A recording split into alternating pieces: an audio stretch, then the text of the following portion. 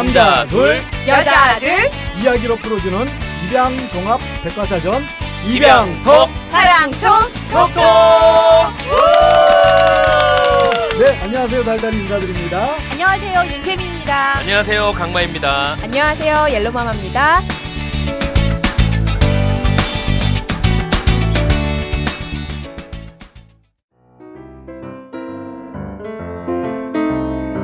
입양톡에서 알려드립니다. 입양톡, 사랑톡, 톡톡 목소리 협찬해주신 분들 감사합니다. 덕분에 입양톡이 더 활기를 띠게 되었습니다. 여러분 가정에서 재미있게 입양톡, 사랑톡, 톡톡을 녹음해서 보내주세요. 다양한 버전으로 녹음해서 보내주시면 저희가 잘 편집해서 사용하겠습니다. ALOVETALK 숫자 0 lovetalk0@gmail.com이나 010-9245-7836으로 보내주세요. 입양톡 사랑톡 톡톡. 입양톡 사랑톡 톡톡 입양톡 사랑톡 톡톡. 와. 오 재밌다. 입양톡 사랑톡 톡톡. 지난 방송에서는 입양할 당시 아이들의 나이가 3살, 6살, 8살 연장아 입양의 다양한 모습을 경험한 유현미님 가정의 이야기를 들었는데요. 오늘 시간에는 연장아 입양을 좀 더 체계적으로 다뤄보겠습니다. 연장아 입양에 대해 최고로 잘 정리해서 말씀해 주실 두 분을 모셨는데요. 혜인, 혜윤, 혜주 세 딸을 입양하여 키우고 계신 유현미님. 네, 안녕하세요. 또 왔습니다. 한국입양가족상담센터 센터장이신 김혜선님. 안녕하세요. 이렇게 두 분을 모시고 생명을 살리는 입양에 대해 나누어 보겠습니다. 유현미님 가정의 입양 이야기는 입양톡 32, 33회에서 자세히 들으실 수 있습니다. 그러면 먼저 이 시간에 한국입양가족상담센터 센터장님이신 김혜선님의 인사 말씀 좀 듣겠습니다. 안녕하세요. 입양가족상담센터장 김혜선입니다. 반가워요. 네. 반갑습니다. 가족 소개 좀 해주시죠. 네. 그 전에 입양에 대해서 최고로 잘 정리해서 말해줄 거라고 소개를 받았는데 부담 팍팍 됩니다. 잘해볼게요. 네, 감사합니다. 예, 제가 여자가 1명이고요. 아들이 4명이기 때문에 남자가 5. 이렇게 해서 모두 6명이 살다가 작년에 우리 첫째 아들이 결혼했어요. 그래서 여자가 1명 더 붙었어요. 세 번째, 네 번째 아들이 입양된 아들이에요. 3번, 4번이라고 보통 우리 하는데 네, 그 아들들이 입양되었는데 그 아들들은 몇 살에 입양이 되었나요? 뭐 누구는 딸이다, 아들이다 이렇게 소개를 하는데 나는 아들 이게 4명이니까 1, 2, 3, 4를 붙인 거예요.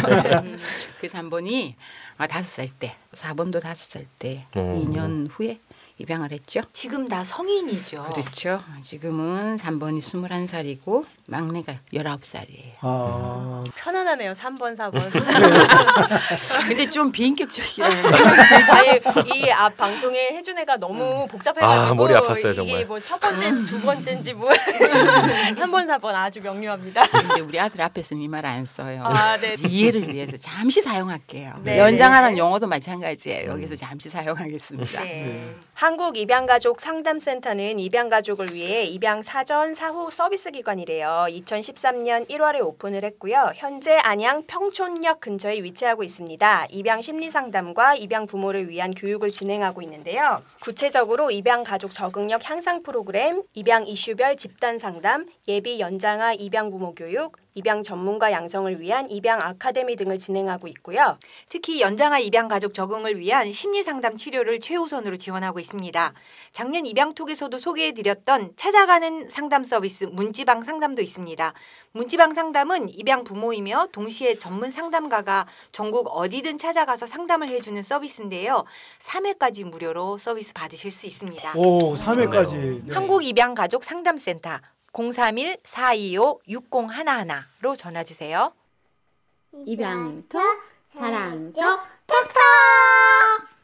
이번 방송에서는 연장아 입양에 대한 구체적인 사연을 소개하고 속 시원한 답을 찾아보겠습니다. 저희가 연장아 입양을 설명하기 위해서 연장아 입양을 하시는 분들의 아주 공통적인 질문들이 있죠. 흔히들 궁금해하시는 상황들을 가상 사연 3개로 묶어봤는데 그럼 첫 번째 사연부터 만나보실까요? 안녕하세요. 저는 용인에 사는 45세 입양하고파입니다. 저는 오래전부터 입양에 관심이 있었습니다. 자녀들은 이미 고등학생, 중학생이고요. 입양을 더 미루면 안 될 것 같은데 막상 입양을 하려고 하니 신생아를 키울 수 있을지 걱정이 됩니다. 저희 부부 나이가 있으니까요. 그래서 한 6살쯤 된 아이를 입양할까 생각 중인데요. 주변의 입양 가족에게 얘기를 했더니 연장아 입양은 어렵다고 말리네요. 저는 연장아라는 말도 처음 들었어요. 6살 아이 입양하는 게 왜 어려울까요? 저는 아이를 키워본 경험도 있고 6살이면 말귀도 알아듣고 혼자 밥 먹고 옷도 입고 낮에는 유치원 보내면 되고 별로 어려울 것 같지 않거든요. 6살 아이 입양이 왜 어렵다고 말리는지 모르겠어요. 저 좀 지지해 주세요 하는 사연입니다.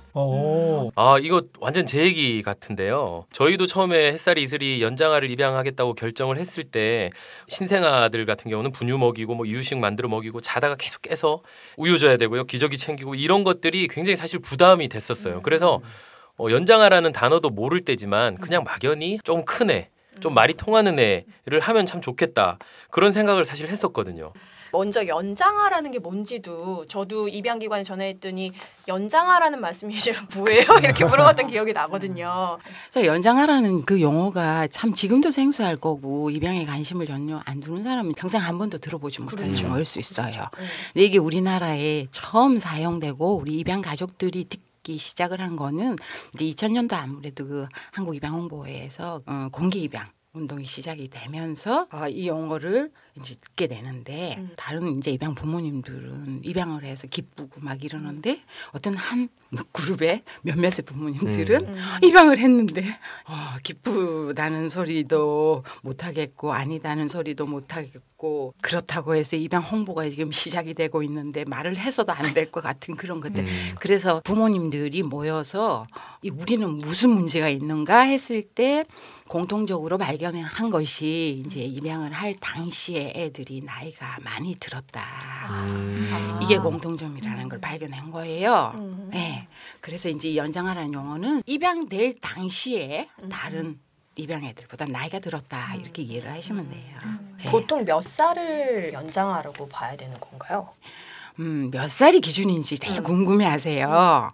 사실 이 연장아 나이의 기준은 우리나라에서는 부모님들이 아까 말씀드린 대로 그 경험에서 1살을 기준으로 잡았죠. 한 살? 네, 1살만 넘어도 애들이 양육이 어렵더라. 그러니까 입양 가정에 들어와서 적응이 어렵더라. 이런 것을 이제 경험으로 저희들이 그래서 1살로 우리 국내에서는 계속 연장아의 기준을 잡아서 이렇게 연장아라고 사용을 해왔죠.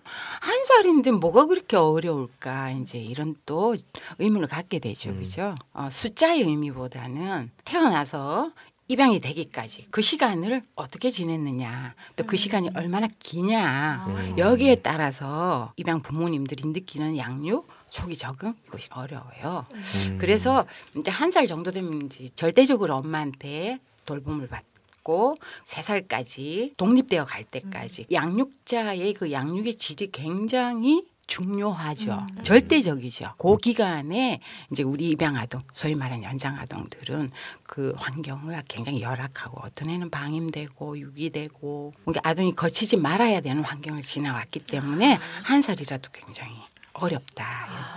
그런데 이제 뭐 사회복지에서나 아동복지에서는 3살 아니면 5살 이렇게 규정하기도 해요. 나이를. 아이가 입양될 당시에 나이가 굉장히 중요하긴 한데 그 전에 어떤 양육 환경에 있었는가를 더 중요하게 봐야 된다는 거죠. 그러니까 아이가 혹시 5살에 입양된 아이가 있을 수 있지만 그 아이가 친생 부모랑 살다가 뭐 시설에 1년 갔었다든지 그렇죠. 아니면 어릴 때 입양 기간에 와서 위탁모랑 뭐 1, 2년을 지내다 입양됐다든지 할 경우에는 또 약간의 다른 변수를 고려해야 된다는 얘기시죠. 처음부터 태어나자마자 유기돼서 한 1년, 2년 있다가 입양 가는 거 하고 4살까지 엄마랑 같이 살다가 피치 못한 사정으로 가는 거 하고 나이는 훨씬 후자가 더 많죠. 그죠?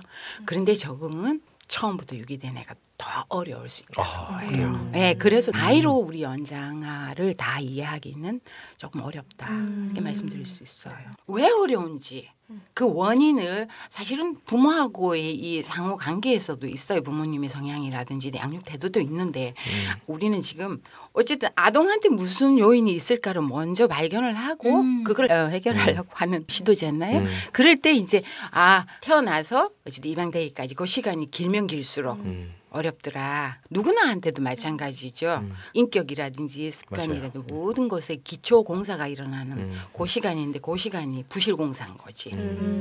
네. 이전 방송에서 유현미님 방송할 때 그 생후에 배타적인 사랑을 경험하지 못한 아동이라는 말이 되게 잘 와닿거든요. 누구나 아이가 태어나면 온 관심이 막 얘한테 집중돼가지고 온 부모의 눈빛, 사랑과 이 모든 걸 다 받는 아이와 그렇지 못하고 품을 느껴보지 못한 아이의 차이라는 거죠. 그러니까 그때 느껴지는 정서적인 차이. 만약에 얘가 연장아가 3살이라고 이제 생각을 해봐요.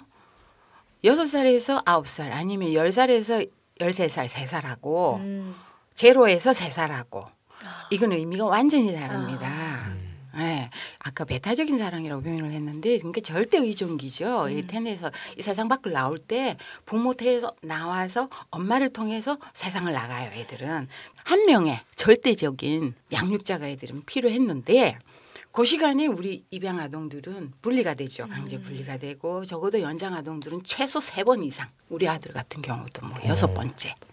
네, 이렇게 되면 첫 단계인 유대 애착 발달 과업을 수행할 수가 없어요. 전적으로 돌봐주고 전적으로 자기의 필요를 채워주면서 정서적으로도 교감해주는 그런 파트너가 없었다는 거죠. 그럼 많은 분들이 제일 궁금해하실 것 같은데 만약에 만 3살이 된 아이를 입양을 했다. 그러면 입양 초기에 어떤 특징들을 보일 수 있을까요? 자, 제가 질문을 드리겠는데요. 3살은 어때요? 엄청 말 안 듣죠. 한참 이쁜 짓 할 텐데. 4살 그쯤 아닌가요? 네, 그렇죠. 우리 한국 나이로 미운 4살. 네. 말 안 듣는데 기분 어때요, 부모님? 귀엽죠. 네. 네, 귀엽고 어머 얘가 이것도 하네. 이제 이런 생각도 해서 나한테 덤비기도 하네. 이런 게 그냥 귀여운 것 같아요. 귀엽죠. 네. 왜 귀여울까? 연장아 3살하고 차이가 뭘까? 아, 엄마한테 반항을 하고 엄마한테 대드는데 왜 귀여울까? 근데 연장아는 역시 엄마한테 반항하고 대드는데 왜 안 귀여울까? 저의 경우는 발전이 보이니까 귀여운 것 같아요. 아, 얘한테 새로운 세계가 또 얹어졌구나. 이게 느껴지니까 그게 귀여운 것 같아요. 그렇죠. 네. 성장하고 있구나. 얘가 제대로 자라고 있구나 하는 것 때문에 귀여운 거죠. 미운데. 근데 연장아동이 이제 3살이라면 미운 짓도 하고 말도 안 듣고 할 수도 있어요. 그런데 그 반대로 3살인데 굉장히 눈치 보고 미운 짓도 안 하고 꼼짝 안 할 수도 있고요. 엄마가 보기에는 이해가 안 되는 행동들을 할 수 있어요. 네. 먹기를 그냥 밤낮으로 먹기만 먹는다든지 식탐, 그죠? 말을 물어보면 저희 이슬이가 그랬어요. 뭘 물어보면 이 말했다 저 말했다. 거짓말로 햇살이가 그랬어요. 거짓말. 우리 연장 엄마들이 가장 첫 번째 다 거짓말을 너무 하는데 안 고쳐져요. 예. 또 나서 이제 조금 더 크면 좀 주변을 좀 더 나가게 되면 뭐 남의 거를 그냥 개념 없이 갖고 오는데 훔친다. 햇살이가 그랬어요. 다 걸려요. 그렇죠. 니 거 내 거 개념이 없더라고요, 얘가. 그래요. 3살 정도 이제 입양 가정이 오면 제일 흔하게 나타나는 게 먹는 거, 식탐. 불안이 이제 이 구강기로 대행하면서 계속 먹으려고 그래요. 막 엄마들이 아니 내가 먹을 거를 안 주나 막 이러면서 먹을 걸 막 치워요 앞에서. 그러면 애는 그 불안이 더 높아져서 이게 밤에 일어나서 막 냉장고를 다 뒤진다든지 엄마 없을 때 다 저희 딸 같은 경우는 식탐 반대로 식이장애 거식같이. 그렇죠. 예. 이런 이제 반대급 부족이 있잖아요. 네. 이 증세도 나와요. 걔가 몇 살이었죠? 6살이요. 근데 2살, 3살 요 정도 되는 건 이제 식탐이 거식보다는 땡기고. 조금 자라면 이제 거식에 먹는 거. 그 첫 번째 그 단계에서 정서적인 결핍하고 연결이 되는 거죠. 이게 불안을 이렇게 먹는 걸로 계속 안정감을 찾으려고 하는데 이제 부모님들이 보면 그 행동들이 3살인데 내가 상상하고 내가 기대하는 행동들을 안 한다는 거죠. 그러니까 그전 히스토리를 아느냐 모르느냐에 따라서 이게 이 행동을 하는데 이해가 되고 예쁘게 받아들여질 수 있는데 그전 히스토리를 모르면 야 갑자기 생뚱맞게 왜 이래? 하면서 불편한 마음이 맞아요. 생길 수 있네요. 처음에 햇살이가 왔을 때 애가 와서 막 거짓말도 하고 뭐 이렇게 하는데 어느 날 빨래를 개다가 햇살이의 런닝을 이렇게 제가 갰어요. 근데 갰는데 거기 위에 혜인이라는 이름이 적혀 있는 거예요.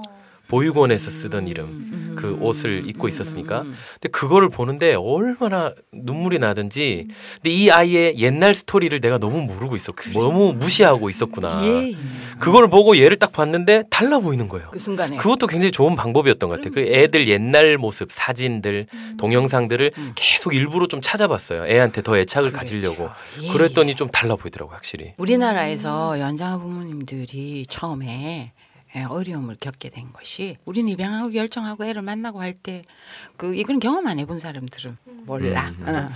기쁨 속에서 얘를 빨리 데려오고 싶고 얘에 대한 미래 계획도 있고 그죠? 준비도 부모님들이 있는데 얘가 지금 이 가정에 와서 어떤 심리적인 정서적인 상태로 이 새 부모를 만나고 새 가족이 될 건가에 대해서는 우리가 많이 생각을 못했어요. 양육이 편할 거라는 생각을 쉽게 하고 그 애가 초기에 그 3년 동안에 받았던 정서적인 상처 그걸 치유해야 된다는 생각을 잘 못해요 부모님들이. 아 그렇죠. 예. 그래서 입양 기관에서 말해줘도 입양 결정 당시에 아이를 향해 느껴지는 그 큰 사랑이 있죠. 그걸로 난 다 할 수 있어 하는 그런 마음. 그것이 부모 자신감이죠. 그래서 그 부모 자신감이 실제로 이제 연장아 입양의 실체라고 하는 그걸 좀 가리게 되죠. 연장아가 사실은 반응성 애착 장애라 그래 정서 장애 진단을 많이 받아요. 거의 그런 부분을 준비하는 것을 소홀히 하게 되죠. 네. 너무 어렵게 생각하지 않으면 때로는 또 너무 가볍게 생각하는 예, 연장아이를 대하는 부모의 태도에 두 가지가 있는 것 같아요. 특히나 또 양육을 해본 경험이 있는 부모님들은 앞에 애 키워본 애를 상상을 하면서 그대로 이제 양육을 하려고 하는데 얘 과거는 그게 아닌 거야. 그러니까 저희 같은 경우에 저희 막내딸이 아들이 대학에 들어가고 이제 아기가 생겼잖아요. 그러니까 비교 기준이 없으니까 아이가 하는 모든 행동을 다 신생아로 받아들인 거예요. 그러니까는 정말 품에 안고 우유 먹이고 얘가 한 무슨 그 행동을 해도 아기니까 이렇게 했었던 게 오히려 이렇게 굉장히 편하게 아이가 그러니까 아예 연장하라는 말도 모르고 특징도 모르고 비교 대상도 없고 했던 게 서로가 차라리 더 편할 정말 수 있었던 거 아닐까? 진짜 각자 달랐던 것 같아요. 저희 같은 경우도 비교 대상이 없었잖아요. 친자가 그렇죠. 없기 때문에 저희는 오히려 이슬이가 처음 저희 집에 외출로 왔을 때가 18개월 때 만났거든요. 근데 그때부터 산책을 가도 저희는 무조건 걸어 다녔어요. 30분씩. 근데 이 아이들이요. 보육원 근처를 산책할 때 보행기를 안 타고 다녀요. 이 뭐죠? 유모차. 유모차. 유모차라는 단어도 저희는 쓸 일이 없었어요. 그냥 애들이 걸어 다니니까 아무렇지 않게 산책을 걸어서 다니는데 애가 좀 힘들어 해도 잘 따라오는 거예요. 또. 그래서 오히려 저희는 너무 큰 애처럼 대했던 것 같은데 혜주는 또 반대로 그 나이보다 더 어리게 됐고 이게 참 기준이 없었던 것 같아요. 정말. 공통점은 아이가 뭘 해도 이거 자연스러운 그런가 거야. 보다. 받아들이고 그렇죠. 그냥 그대로 받아들였죠. 18개월 아기한테 5살, 6살처럼 행동을 하면서도 애가 잘 따라오니까 신발도 괜찮아. 잘 신었거든요. 지가. 신발 신고 기저귀도 심지어 지가 막 차고 그랬어요. 근데 두 분의 케이스가 이쪽은 이쪽대로 하고 이쪽은 이쪽대로 적응을 해 간다는 거는 굉장히 중요한 거 그렇게 가는 거예요. 근데 부모님 만약에 기준을 알고 있는 거야. 얘가 이거 아닌데 이때는 엄마한테 안아달라 그래야 되고 막 칭칭거려야 되는데 이런 기준을 갖고 있으면 이렇게 반응을 못 해주겠지, 그죠? 그럼 그 적응이 좀 어려워지겠죠. 처음에는. 지금 그대로 이렇게 적응을 해 가는 거는 성공적이다 이렇게 말씀드릴 수 있고요.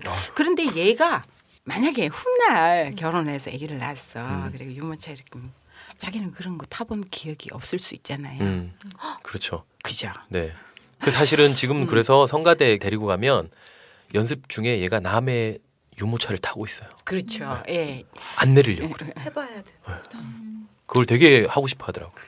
가다가 어느 날 자기한테 채워지지 못했던 그 결핍이죠. 그거를 하려고 해요 언젠가는. 그럴 때 이제 엄마 아빠는 이제 이렇게 이해하시면 돼요. 얘가 다시 네. 돌아가서 그 발달을 다시 과업을 수행하려고 하는구나 이렇게 이해를 하시면 돼요. 그럼 아까 그 가상 사연으로 돌아가서 이 엄마 궁금하잖아요. 결정적으로 연장아 입양과 신생아 입양은 어떤 점이 차이가 있을까요?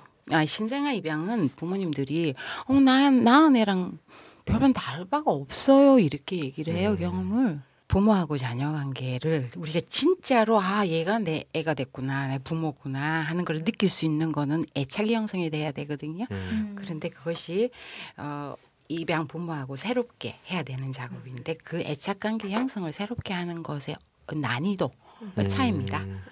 저는 신생아 입양과 연장아 입양의 차이를 오히려 부모의 그 애착의 태도 같은 데서 또 많이 저희 생각해 보게 되거든요. 그러니까는 부모 자신이 신생아를 대했을 때 하고 연장아를 대했을 때 다른 거예요. 네. 그러니까 신생아에 대해서는 그 아이의 반응과 관계없이 그러니까 전폭적인 수용을 하게 되는데 연장아 아동한테는 저는 이제 제 경험에 그랬던 것 같아요.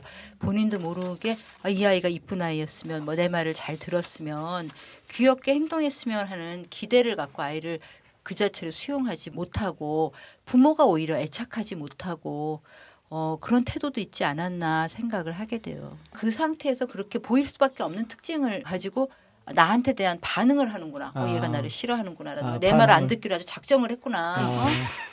부모인 나의 애착 문제라는 거잖아요. 그렇죠? 예. 그거 맞는 것 같아요. 물론 그게 다라고는 할 수 없어요. 아이가 분명히 어떤 특징들을 많이 보이는데 거기에 대한 부모의 반응이 부모도 애착을 못하게 되는 것 같아요.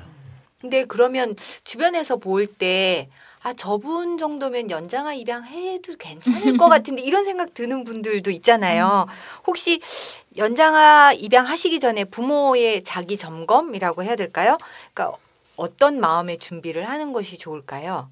가끔 이제 저 주위 분들이 뭐 이렇게 입양에 대해서 이제 저한테 물어보고 이러실 때 있거든요. 근데 제가 이제 얘기를 듣다가 이제 저도 이제 한 10년 넘고 하니까 그래서 어떤 경우에는 연장을 하지 마세요. 웬만하면 신생하세요. 이렇게 말씀드리기도 하고 어떤 가정은 제가 막 따라다니면서 연장아 입양 하나 해보시죠. 권하기도 하고. 여기서 몇 명 찍어주고 가세요. 꼭 찍어서 여기 패널 중에도 계십니다. 연장아를 좀 해도 좋을 만한 성향이 있을까요? 저에 맞는 얘기가 나오기를 지금 기대하는 마음으로 여쭤보는 거예요. 저 연장아 적합형 부모예요. 그렇게 스스로 위로하려고. 부부가 결혼을 했는데 성향이 안 맞다, 성격이 안 맞다 그러면서 그렇죠. 이혼하는 경우도 많죠. 그 사람은 성격과 성향은 대강은 알 수 있지만 같이 살아봐야 알죠. 그죠? 맞아요. 그걸 가지고 미리 진단을 하는 거는 참 어려울 것 같아요. 자기 자신을 진실로 사랑하는지 자기 점검을 해보기를 권합니다. 부모가 되기 전에 먼저. 예. 자기 자신을 사랑하는 사람이 이렇게 사랑의 결핍, 애정 결핍, 애착이 힘든 아동을 거절감 안 느끼면서 사랑해 줄 수 있겠죠. 이런 이야기는 전 처음 들어봐요. 연장아 입양하려면 내가 나 자신을 진심으로 사랑하는지 한번 먼저 돌아봐라. 그거 구체적으로 알아보는 방법이 있나요? 내가 나를 얼마나 이렇게 사랑하는지. 안아주면 돼요, 자기를. 우리는 애를 사랑할 준비는 하고 있죠. 의식적으로. 그죠? 입양할 때. 네. 나는 얘를 정말 이 세상 끝까지 사랑해 줄 거야. 그건 의심하지 않아.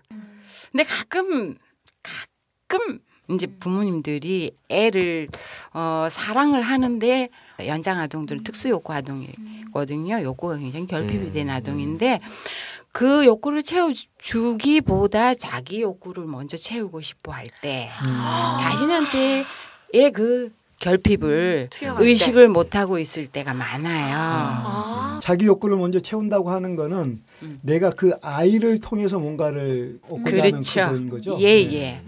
그런 부모님들 있죠. 많고 우리도 한때 다 그런 과정을 지나와요. 저도 처음 입양했을 때는 내가 얘를 정말 누가 봐도 깜짝 놀랄 만큼 키우겠다 이런 생각을 하면서 이런 생각도 했었어요. 내가 얘를 세일하는 옷도 안 사입힌다 그랬어요. 그렇죠. 내가 백화점에서 정품만 사입히겠다. 그래가지고 왜 이렇게 모자로 이렇게 세트된 거 있잖아요. 그래가지고 구두 신켜갖고. 나 그 집 아들 할래.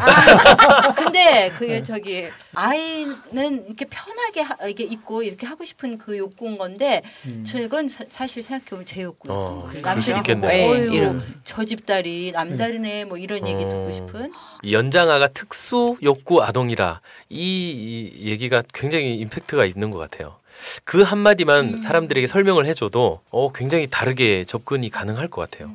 그냥 연장할 때는 전혀 와닿지 않았다가 이 특수 욕구가 있는 아동, 그것이 결핍된 아동이다라는 것만 알면 부모가 충분히 저는 마음을 좀 다르게 먹고 준비할 수 있을 것 같더라고요. 그게 조금 더 나아가서 특수 욕구 아동이므로 어떤 특별한 보살핌과 지원이 도움이 필요하다로 그렇죠. 인정을 하면 이해를 하면 아이를 수용하는데 훨씬 도움이 될 것 같으네요. 연장 아동을 잘 키우기 위해서 저는 가장 필요한 게 부모가 알고 배워야 돼요. 예. 맞아요. 그렇게 생각합니다. 아이를 양육하는 경험이 도움이 되겠지만 초기 적응기는 반드시 연장 아동만의 특징을 아는 아동 심리 전문가와 같이 힘을 합쳐서 적응하도록 하세요. 제가 처음 입양을 할 때 여기 이제 소장님하고 그때 알고 있었어요. 그래가지고 제가 내가 이렇게 입양을 하려고 하는데 조언을 좀 부탁한다 했더니 그때 이제 이런 얘기를 해주었어요.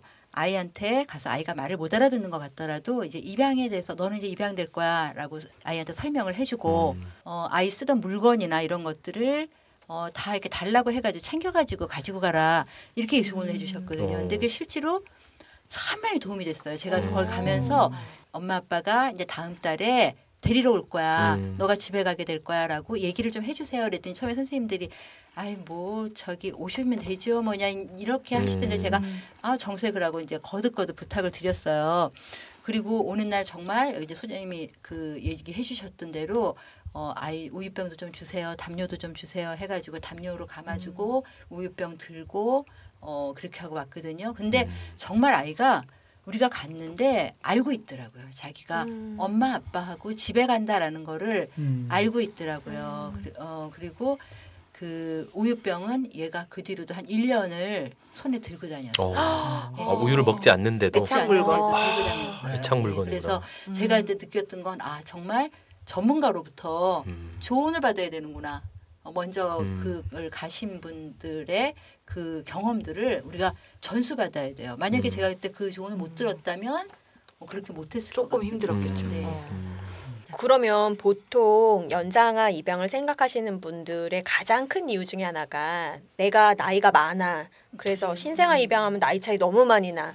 나 늙은 엄마 아빠 하고 싶지 않아. 그래서 연장아 할래. 이렇게 하시잖아요. 그런 입장에서 연세가족 있으신 분들이 연장아 입양을 하는 거에 대해서는 어떻게 생각하세요? 입양은 선택할 수 있기 때문에 이제 연장 아동을 선택을 한다. 나이에 어울리게 또 가족 구성에 어울리게 괜찮은 것 같아요. 그러면 그런 선택이 특별하게 어려움이 있겠는가? 어려움이야 뭐 양면이 다 있겠죠, 그죠? 근데 그 좋은 점은 나이 많으신 분들이 이제 인생을 좀 많이 살아봤기 때문에 어려움을 극복한 경험들이 있어. 그러니까 이해의 폭이 좀 넓지 않을까. 네. 그래서 연장 아동의 그 정서적인 결핍, 그걸 좀 더 많이 채워줄 수 있지 않을까 해서 저는 권합니다. 그러면 이제 연장 아동을 입양한다고 이제 마음을 먹었는데요. 이 아이를 보고 얘는 내 아이야. 어떤 경우에 그런 확신을 할 수 있을까요? 출산의 경우는 아이가 그냥 태어나면서 그냥 내 아이로 받아들여지는데 연장아 같은 경우는 아이의 특징이 굉장히 많이 발달한 상황인데 어느 아이가 내 아이일까? 이 아이를 내가 자녀로 받아들이면 될까 하는 부담이 되게 많은 것 같아요. 부모 입장에서. 근데 그런 걸 어떻게 확인할 수 있을까요?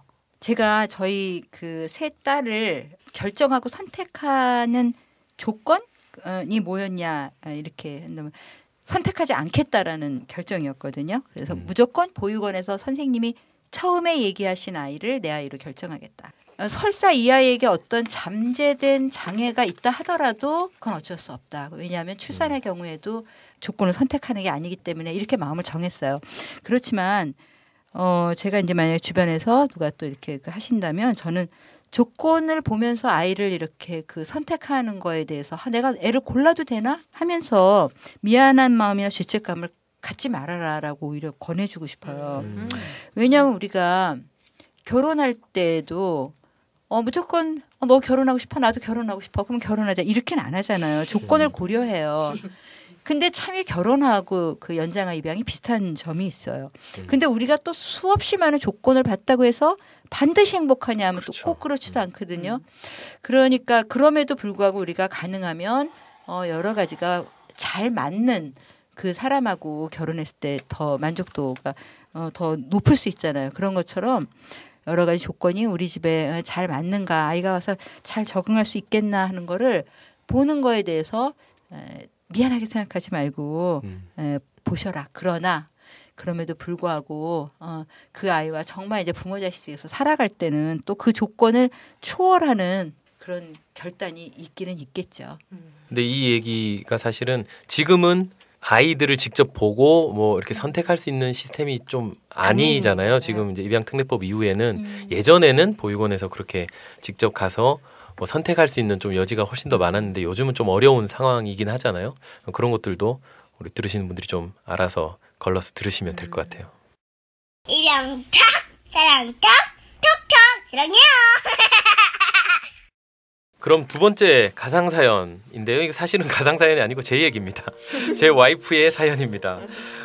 지금 이제 저희가 햇살이 5살, 이슬이 4살, 이 아이들이 만 3세 정도 그때 저희 집에 오게 된 연장아들인데요. 첫째가 오고 나서 둘째 이슬이가 오기까지 한 텀이 이제 8개월 정도 있었고 햇살이가 잘 적응을 했다고 생각이 됐을 때 이슬이가 집에 왔는데 이슬이가 오고 나서부터 어느 순간 햇살이가 거짓말을 조금씩 하는 것 같아요. 아까도 얘기했지만 거짓말을 하고 나서 아닌 척하고 그런 증세들이 이제 조금씩 보이더라고요. 근데 어느 날 이 화장실에서 세면대에다 물을 잔뜩 틀어놓고 막 넘치고 있는데 햇살이하고 이슬이는 다른 데 가서 놀고 있어요. 그래서 엄마가 보고 이거 누가 틀었어? 혼내려고 한 게 아니라 그냥 누가 틀었어? 라고 물어봤는데 햇살이가 갑자기 이슬이가요! 이렇게 얘기를 하는 거예요. 그러니까 누가 봐도 이슬이가 틀지 않았어요. 이제 감이 오잖아요. 그래서 엄마가 다시 한번 침착하게 햇살아 누가 틀었어? 이슬이가 틀었어? 하니까 이슬이가 틀었다고 그렇게 얘기를 하는 거예요. 그래서 이슬이에게 물어봤더니 저 안 틀었어요. 아주 정색하면서 이렇게 얘기를 하는 걸 보고 엄마가 이제 얘를 좀 훈육을 해야 되겠다. 그래서 얘를 데리고 가서 너 거짓말하는 건 나쁜 거야. 거짓말하면 엄마한테 혼날 거야. 다시 한번 물어볼 테니까 제대로 얘기해. 누가 틀었어? 하니까 햇살이가요. 그러면 누가 거짓말했어? 햇살이가요. 그러면 누가 나쁜 사람이야? 그러니까 얘가요 뭐라 그러냐면 가만히 있더니 엄마가요. 그 한마디에 엄마가 갑자기 막 심장이 덜컹했다는 거예요. 그러면서 그 순간들이 내가 이 아이를 엄마로 대한 것이 아니라 선생님으로 대했나. 이렇게 훈육하고 바른 길로 가르치는 좀 엄마가 애착이 형성이 안 된 상태에서 이 아이를 대해서 너무 그냥 교육적인 자세로 다가가니까 애가 자꾸 거짓말을 하게 되고 모면하려고 그러고 이렇게 만들었나 싶어서 그 나쁜 사람이 엄마라는 이 얘기가 굉장히 저희 부부에게 계기가 됐어요. 아이를 좀 다르게 보는 그 부모의 애착 형성의 문제인 것 같은데 어떻게 생각하세요? 정말 이럴 때 훌륭하다는 얘기가 나와요. 어떻게 그 순간에 그 생각을 할 수 있을까? 엄마가 그렇게 고민을 했더라고요. 엄마가 부모가 아니고 선생 노릇을 했구나 하는 그죠. 그러니까 이런 경우에는 엄마가 느낄 때 아이랑 나와의 애착이 든든하지 않은데 내가 너무 훈육만을 강요하다 보니까 아이를 오히려 거짓말하는 아이로 내가 상황을 몰아가지 않았나라고 이제 자기 반성까지 하신 건데요. 그러니까 저도 이런 장면이 사실 수없이 많았고 네. 더 그냥 기다려줬었어도 저기 다 될 수 있었던 거였는데. 그럼 어떡해? 그러면 애가 거짓말을 했어요. 저 같아도 햇살아 거짓말하는 거 안 좋은 거야. 다음부터는 솔직하게 말해. 그럼 엄마 용서해 줄 거야. 이렇게 말하지. 그러면 어떻게 해요? 애착이 내가 안 됐다고 그러면 괜찮아. 다음부터는 잘 말해. 이렇게 그냥 친절하게 말하고만 넘어가라고요?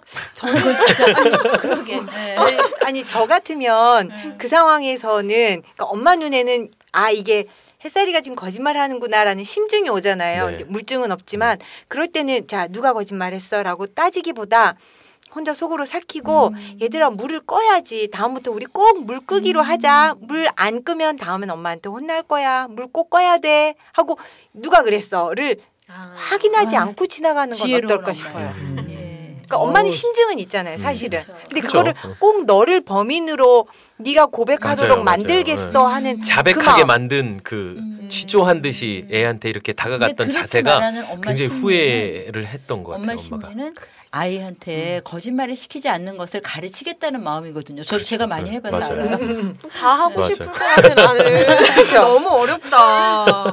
너무 솔직히 가르치고 싶지. 거짓말하면 안 돼. 가르치고 싶죠. 그렇죠. 친생자에게도 마찬가지인데 연장아이기 때문에 그렇게 다가가는 게 조금 조심스럽다라는 그런 생각을 했다는 거예요. 자, 애의 말의 마지막에 그럼 누가 나쁜 사람이야? 그러니까 엄마요. 이랬다 그랬죠.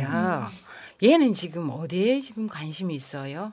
엄마가 앞에서 계속 누가 물 틀었어 이러면서 계속 아주 논리적으로 합리적으로 접근을 하죠. 그래서 가르치려고 지금 어머니는 애를 쓰고 계시는데 얘 속에서는 나쁜 엄마의 상을 가지고 지금 물어오는 그러니까 그걸 확인해 들어오는 게 불안해지는 거예요. 네. 네. 거짓말을 고치려고 애를 써도 안 고쳐져요. 거짓말은 정말 필수 과목같이 하는데 여자 아동들이 그래요? 이게 거짓말이야 이렇게 하면서 이거를 고치려고 도덕적인 윤리적인 특히나 입양 부모님들이 이게 높아요. 윤리적인 이 기준이 맞아요. 굉장히 맞아요. 높아요. 근데 얘들은 거짓말을 하는 거라고 할 수가 없는 게 얘들 환상 속에 들어가 버려요. 그러니까 이제 환상이라는 그런 이제 용어가 나올 수밖에 없는데 실제 자기를 안전하게 보호해 준 사람이 없었기 때문에 자기 자신을 보호하기 위해서 환상 속에 자기상과 대상이 있어요. 표상의 자기 보상. 네. 그래서 불안할수록 자꾸 환상 속으로 들어가요. 그래서 너 이거 했니? 아니야? 아니잖아. 또 아니잖아. 이렇게 다구쳐 가다 보면은 부모도 무슨 말을 했는지 모르는 이런 경험들을 종종 해요. 네. 그래서 안정적인 애착이 되었는지를 부모 스스로가 얘가 지금 나를 믿고 나를 정말 심리적으로 우리가 연결이 되었는지 그건 부모가 체크할 수 있거든요. 네. 그럴 때 이제 조금씩 이렇게 훈육 이런 것들을 가르치는 건데 우리에게는 시행착오가 여기 있는 거예요. 전 궁금한 게요. 저는 얘기 들을수록 지금 너무 어려운데 사실은 맞잖아요. 거짓말은 하면 안 되는 게 맞고 도둑질은 하면 안 되는 거 맞고 남의 아이 때리는 거 안 되는 거 맞고 근데 그게 한두 번이 아니고 네, 지속되잖아요. 맞습니다. 누군가에겐 그게 1년일 수도 있고 누군가에겐 3년일 수도 있는 이야기잖아요. 그런데 그걸 어떻게 훈육하지 않고 포용으로만 가지고 갈 수 있을까요? 그 긴 기간 동안. 아이가 거짓말을 그래 한 번 했을 때 그 다음에 물투르면 엄마 그 다음엔 이놈 할 거야 혼낼 거야 했어요. 그래 많이 봐서 10번 20번까지는 참았어. 근데 그게 100번이 넘어갔어. 100번까지 참는 부모님들 없고요. 예, 그렇게 알려주세요. 6살, 7살 되면 알려줘야 돼요. 알려는 주는데 얘가 지금 어떤 불안을 느끼고 나에 대해서 아직 그 심리를 신뢰를 알아야 갖고 된다 있지 않기 이거죠? 때문에 어떻게 행동을 할 건가를 생각을 하면서 기다려야 되는 거죠. 부모는. 그게 연장하고 일반 아동들 거짓말을 하는 거하고 차이가 그럼 제 나는 아내가 거예요. 잘 한 것 같아요. 네. 근데 굉장히 다른 예인데 저희 집에 제가 나치하는 사람이 한 사람 같이 살고 있거든요. 저희 시어머니의 아들이 같이 살고 있는데 나이도 굉장히 많거든요. 근데 반복적으로 하는 실수가 있어요. 불을 안 끈다든지. 그럴 때 제가 제일 먼저 나온 말이 누가 불을 안 껐어. 근데 사실은 알고 있어요. 불 안 끈 사람이 누군지. 근데 굳이 그걸 제가 밝히고 싶어 하더라고요. 내 도덕적인 이 의의를. 얘기 제가 답을 드릴 수 있을 것 같아요. 남자라서 그렇거든요. 남자라서 그렇다. 이거를 알고 남자를 대하면 되게 여자가 바뀌더라고요. 연장아라서 그렇다라고 알고 그거를 바라보면 마음이 바뀔 것 같아요. 근데 남자는 그러니까- 불을 안 끄나요? 아, 그러니까. 저는 불 끄는 거 엄청 좋아합니다. 수아마 빨리 자자 불 꺼. 왜 불 안 꺼? 네. 부모다. 그러니까 우리 수습이 안 돼. 윤쌤이 아이들한테는 굉장히 지혜롭게 대응하는데 어떻게 제가 작전을 바꿨냐면요. 제 말투가 항상 누가 불을 안 껐니? 하면서 쫙 쳐다보는 저의 그 태도를 바꿔서 불을 꺼야지. 자기가 알거든요. 그렇죠. 그 말만 해도. 근데 자, 우리도 저 사람이 날 사랑하는지 안 하는지 느껴요, 안 느껴요? 아, 너무 잘 느끼죠. 연장 아동들은 거기에 굉장히 예민한 애들이에요. 그래서 이 입양 엄마가 자기를 사랑하는지 안 하는지 너무나 잘 알아요. 그런데 사랑을 안 하는 사람의 말은 안 듣죠. 그렇죠. 네. 그래서 이 훈육이라는 게 바로 들어가요. 우리 입양 부모님들이 이제 거기에서 시행착오가 일어나고 어렵고 그래서 결국은 이게 거짓말 하나 하는 거 도벽하는 거를 해결을 못해 끝까지 이제 나중에 계속 이게 부모님들이 그 부분에 대해서 이해 없이 계속 그 방법대로 계속 가게 되면 이게 하나의 이제 이 엄마하고 대결하는 수단으로 남게 돼요. 그러면서 중학교 고등 어른이 돼서까지. 훈육하기 전에 사랑해라. 애가 사랑을 받는다는 느낌을 갖게. 그러니까 사랑을 답은 받고 사랑이네. 있고 안정감이 확보돼야 그래. 혹시 자기가 잘못했을 때도 저희 집에 그렇죠. 저희 시어머니 아들도 이걸 말했다가 당신이 화낼까봐 나 말 못하겠어. 어른인데도 그런 얘기를 해서 제가 되게 많이 놀랐는데, 그러니까 안정감이 있으면 이 말을 해도 아내한테 혼나지 않을 거라는 안정감이 있으면 쉽게 말을 하는데 안정이라고 표현하는데 안전하다. 이 집은 안전. 이 엄마한테는 어, 나의 맞아, 모든 맞아. 것을 보이다 안전하구나 하는 느낌을 받으면 애들이 자기를 표현을 하고 이제 그때 이제 약간 훈육이 가능해져요. 훈육의 순서. 이제 나이 든 아이들 키우는 부모들이 그 거짓말하고 도벽 이제 얘기 많이 하는데요. 제 개인적인 생각인데요. 거짓말을 하지 마라가 굉장히 높은 그 수위의 사실은 도덕성이거든요. 그렇죠. 그거는 그러니까는 맞아요. 저도 정말 성인이 돼서도 한참 지나서야 심지어 그러니까 하얀 거짓말이라 하더라도 거짓말을 하지 말자라는 결심을 40 넘어서 한 것 같아요. 그 전에는 하얀 거짓말은 괜찮다라든가 아니면 뭐 이게 편의에 따라서 이렇게 말을 조금씩 이렇게 하는 그런 게 있었던 것 같아요.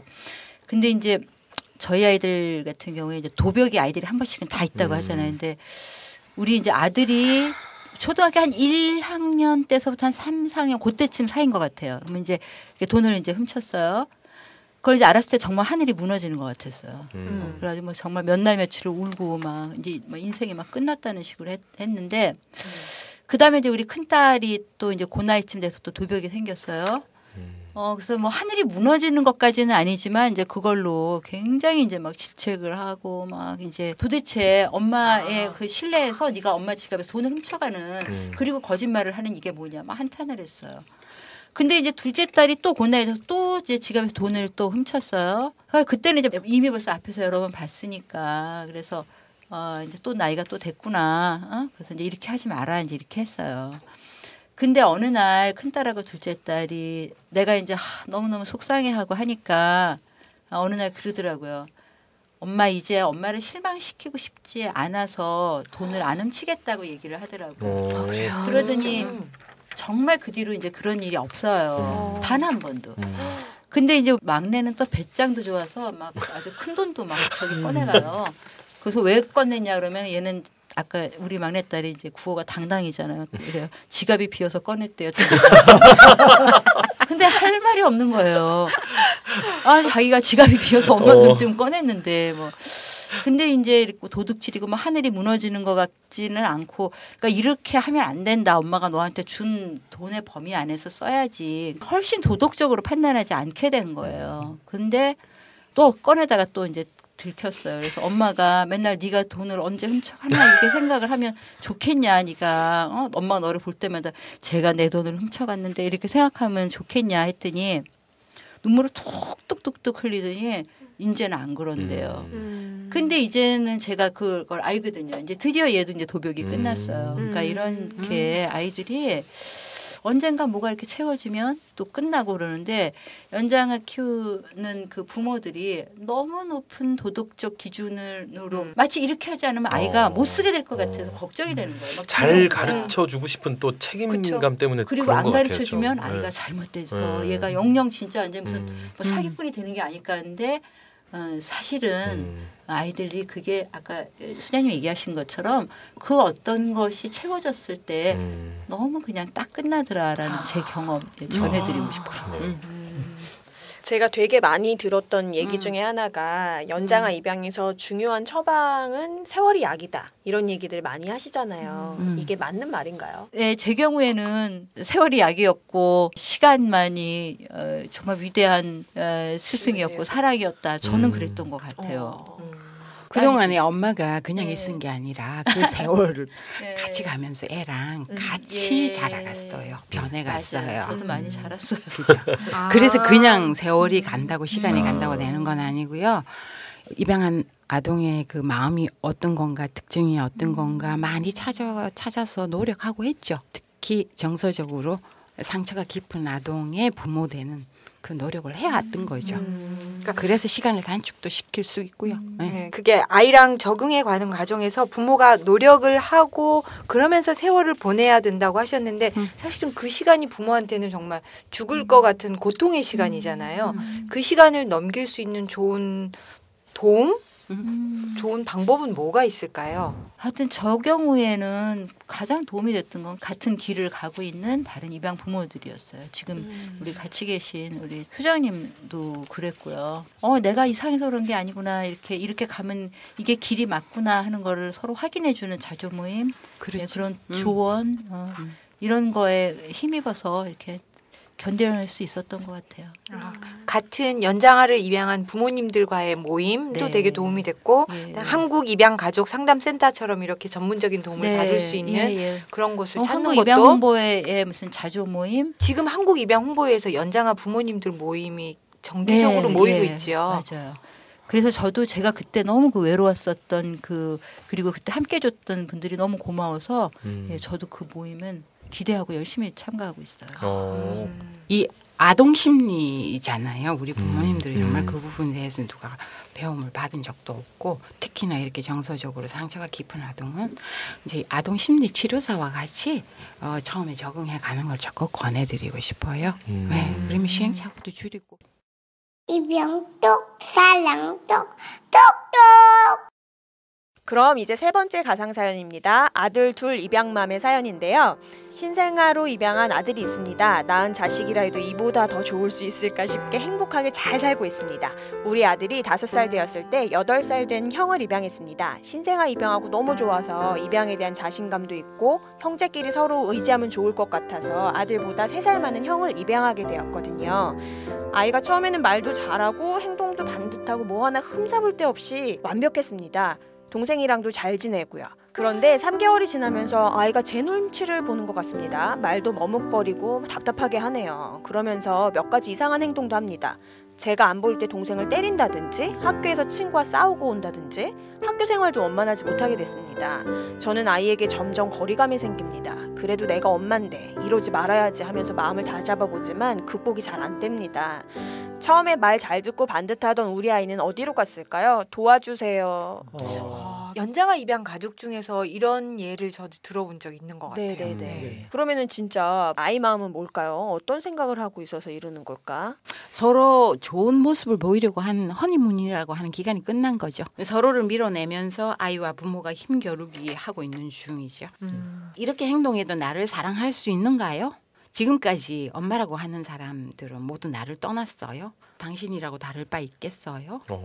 아이가 이렇게 그런 생각을 할 수 있어요. 갑자기 생긴 가족을 받아들이고 아이가 적응하는데도 시간과 노력이 상당히 많이 필요할 것 같아요. 8살이잖아요, 벌써.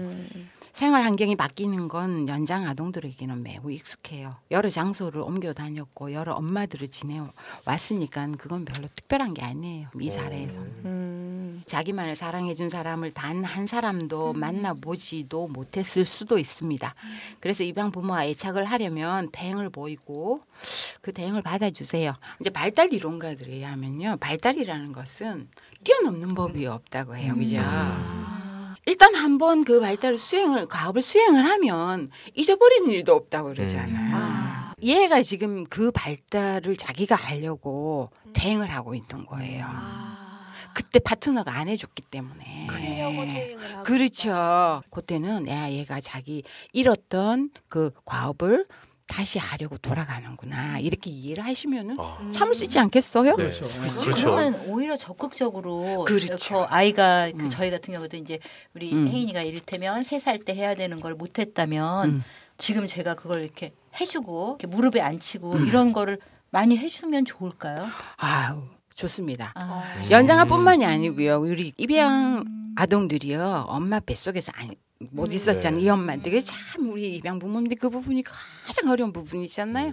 그래서 엄마 뱃속에 있는 놀이 그 치마 속에 쏙 집어넣은 임신 그 임신을 제한시키는 거예요. 애를 뱃속에 넣었다가 이런 것들 굉장히 입양 아동들한테는 자기의 그 해결되지 못한 문제죠. 그것도 애가 어느 날 엄마랑 너무 정서적으로 이렇게 연결이 돼서 엄마를 좋아한다 이런 느낌, 또 엄마는 안전하구나 하는 느낌이 들 때는 애들이 반드시 대응을 해요. 그럴 때는 그런 놀이를 해주는 거죠. 그래서 뱃속에서 다시 나와. 그리고 막 이 뱃속에서 다시 나와. 그럼 그런 퇴행 현상을 보일 때는 어떻게 보면 아이가 지금 잘 적응해가고 있구나라고 저희가 판단을 해야 되는 거군요. 그렇죠. 예. 지금 반드시라고 얘기했거든요. 네, 반드시 그러니까, 퇴행해야 돼. 그게 굉장히 꽂히네요. 이 새로운 엄마가 안전하구나. 그래서 이 엄마한테는 내가 믿어도 되고 나의 어떤 거를 이제 요구를 해도 되겠구나 하는 메시지라는 거죠. 입양을 할 때 사랑하겠다고 약속한 부모의 몫입니다. 사랑받는 아이는 반드시 사랑으로 보답하기 마련이니까 도와주세요. 부모가 기다릴 줄도 알아야 됩니다. 그럼 혹시 입양할 때 이상적인 터울이라고 말할 수 있는 게 있을까요? 궁금하네요. 이상적인 터울을 숫자로는 말할 수 없고 한 명 애가 회복이 되었을 때 동생을 입양하는 것이 바람직하다고 생각을 해요. 특별히 결핍된 아이가 동생을 사랑할 수 있다는 그런 비현실적인 상상을 하지 마세요.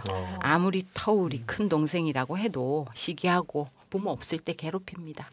네. 형이나 언니 입양할 때 좀 더 신중해야 하겠죠. 그러니까 이번 경우에도 동생을 먼저 입양했다가 형이 입양했는데 퇴행한 케이스니까요. 그죠? 순서가 바뀌면 네. 조금 저도 이제 사실은 그렇게 입양을 했습니다만은 밑에 이제 귀여운 동생이 있는데 위에 그 순서를 바꿔서 입양하는 경우는 저는 대개는 말리고 싶어요. 그래서 그래 전 햇살이 오빠 하나 해줄까? 햇살이 오빠 해주고 싶죠. 예, 햇살이 오빠 해주고 싶은데 사람의 그 마음이 이제 더 어린 아이한테 이렇게 눈이 가고 더 어린 아이한테 더 관대해지고 이러는 게 있어요.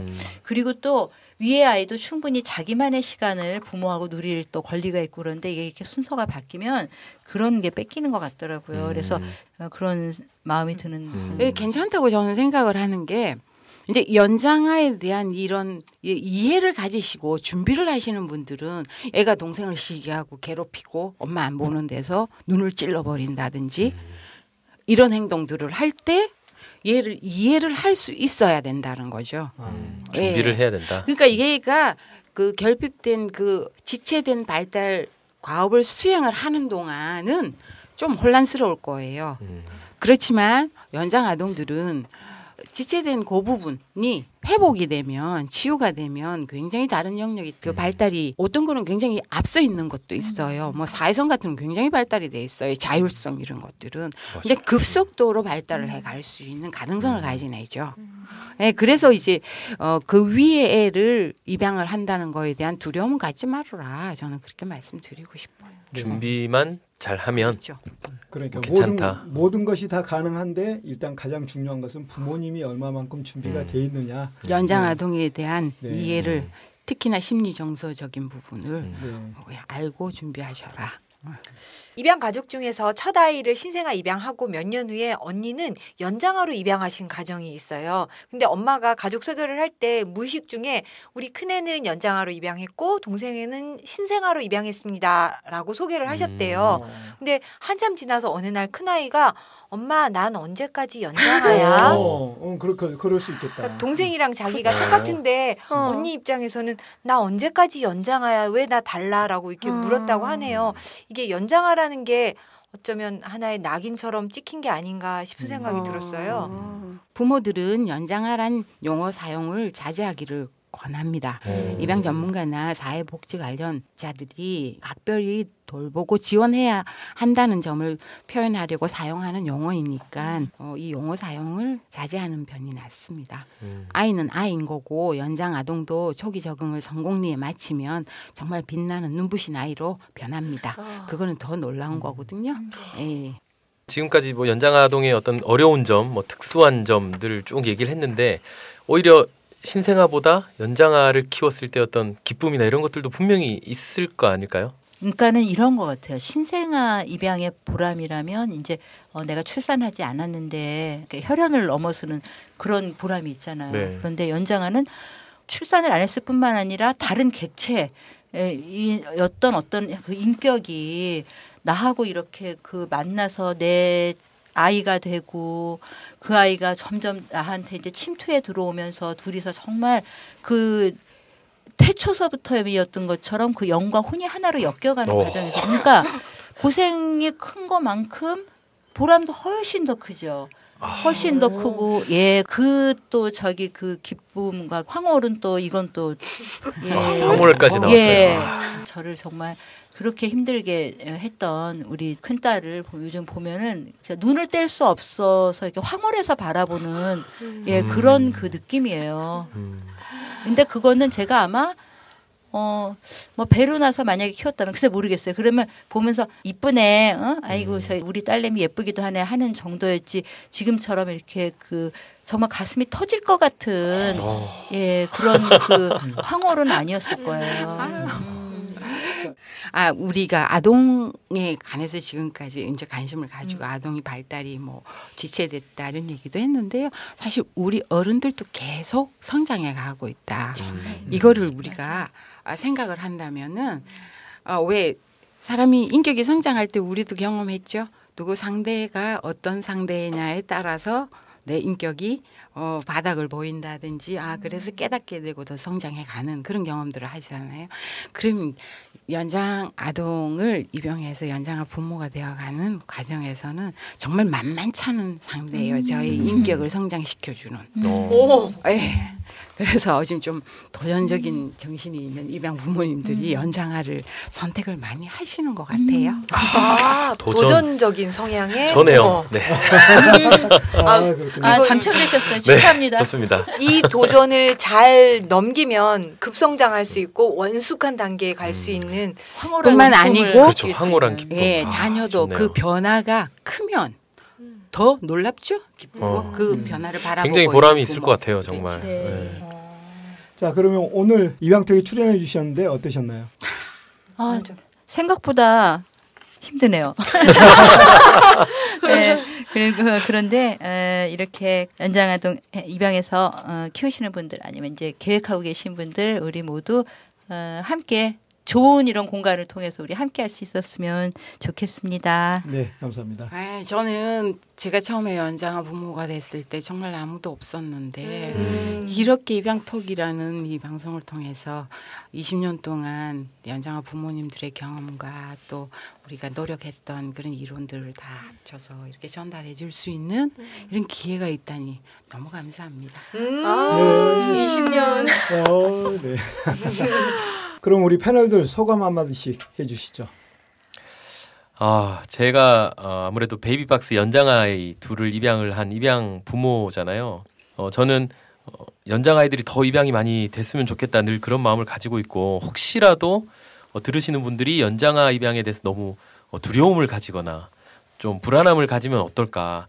이 아이들 빨리 입양이 돼야 되는데 저는 늘 그런 마음이 있는데 오늘 얘기 들어보니까 정말 교육적인 차원에서 잘 접근이 된 것 같고요. 연장 아이들도 부모님과 함께 살 권리가 있잖아요.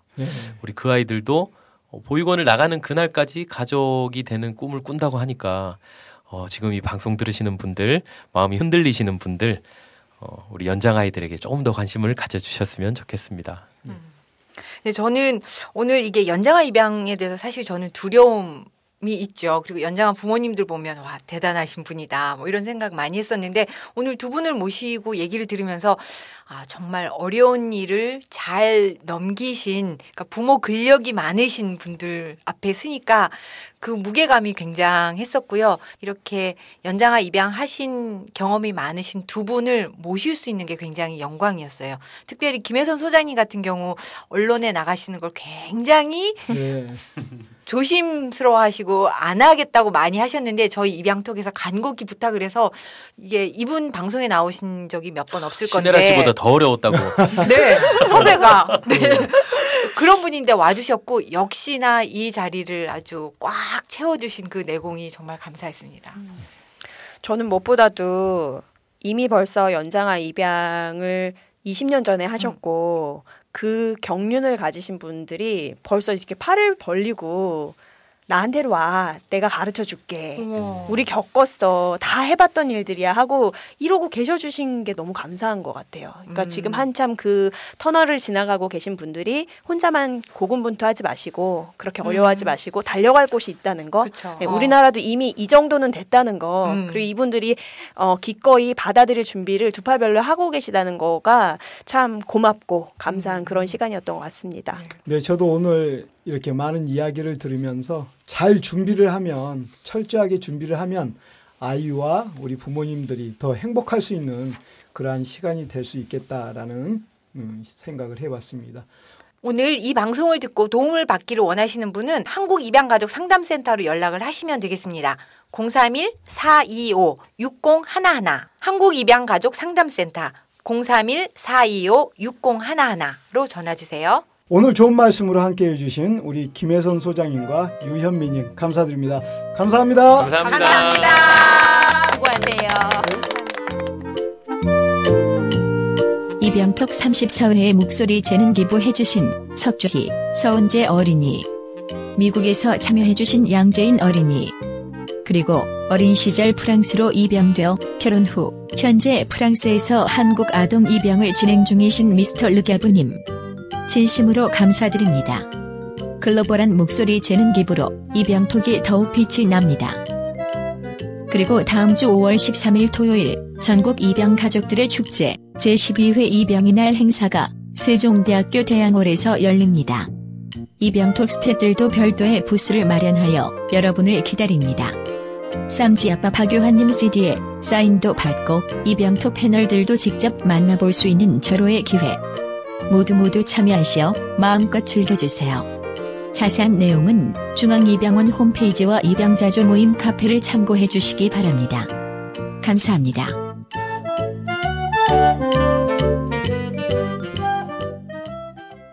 네, 오늘은 입양의 숨은 진주 같은 연장아 입양에 대해 이야기를 나누었습니다. 오늘 방송도 여러분의 시야를 넓히고 입양에 대한 마음을 여는 데 많은 도움이 되었기를 바랍니다. 오늘 방송에 감동받으신 분들 입양톡을 후원해 주시기 바랍니다. 3,000원, 5,000원, 만원 모두 소중하고 힘이 됩니다. 우리은행 010-9245-7836 우리은행 010-9245-7836으로 월 정기 후원 부탁드리겠습니다. 다음 방송은 미국에서 한국 연장아를 6명이나 입양하신 교포가족의 이야기를 전해드립니다. 미주 한인 라디오 방송에서 제작한 다큐멘터리인데요. 지난 신년 특집에 출연해주셨던 신혜란님께서 강력 추천하셨던 방송입니다. 입양으로 세상을 다 바꾸지는 못하지만 내가 입양한 내 아이의 세상은 180도 바꿔줄 수 있다는 마음으로 한 명 한 명 입양하신 가정의 이야기로 찾아뵙겠습니다. 기대해주세요. 가족이 되는 또 하나의 방법, 입양. 입양은 사랑입니다. 온 세상 사람들이 모두 알 때까지 입양톡 사랑톡 톡톡 감사합니다. 싼짜빠 노래 틀면 안 돼? 아, 그거 선물로 보냈죠 이번에. 네. 우리 한번 들자. 앞으로는 제 앨범 나올 때까지 제 앨범 걸로 같이 하는 걸로. 잘 붙어 있는 가지 되는 거, 잘 견뎌내는 거, 잘 버텨내는 거 너무나 중요하죠. 더불어 함께 이 길을 걸어가요. 더불어 함께 서로 손잡고 가요. 우는 자들과 함께 울고 웃는 자들과 함께 기뻐하는 것, 지금의 모습 그저 있는 그대로 서로의 어깨 함께 기대어가며 구애와 과분한 그대를 돌보아주는 예수님의 삶이죠.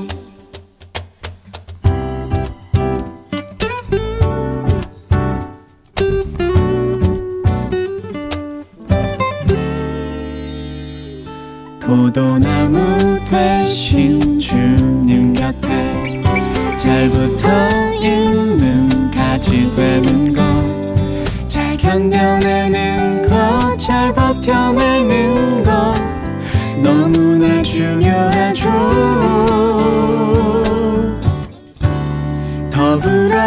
함께 이 길을 걸어가요. 더불어 함께 서로 손잡고 가요. 우는 자들과 함께 울고 웃는 자들과 함께 기뻐하는 것. 지금의 모습 그저 있는 그대로 서로의 어깨 함께 기대어가며 고아와 과부나 그대를 돌보아주는 예수님의 삶이죠. 더불어 함께 이 길을 걸어가요. 더불어 함께 서로 손잡고 가요. 우는 자들과 함께 울고 웃는 자들과 함께 기뻐하는 것. 지금의 모습 그저 있는 그